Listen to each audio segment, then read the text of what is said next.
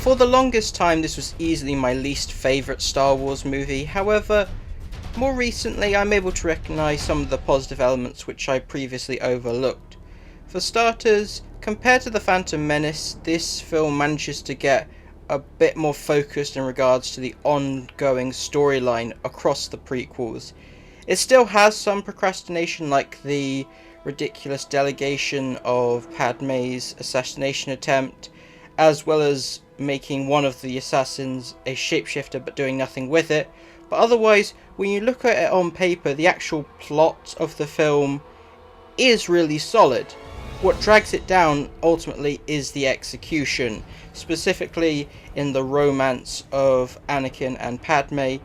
Due to how it's written and some of it being performed, the actors do their best, but it really doesn't sell them as a convincing couple, and they're just sort of forced together because of the narrative circumstances.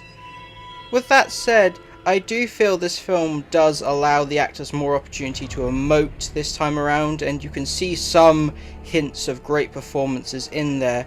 It's mostly the actors and John Williams' amazing score doing most of the work to sell the emotion.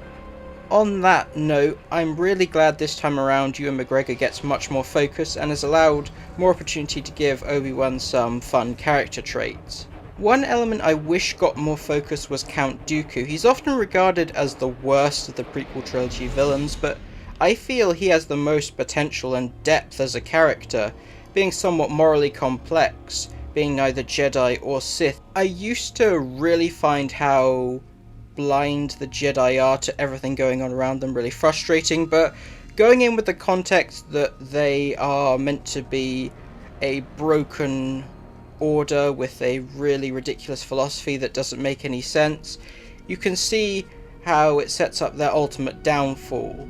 I can retcon certain elements like midichlorians as something that they've introduced as part of their religion in order to keep specific people out.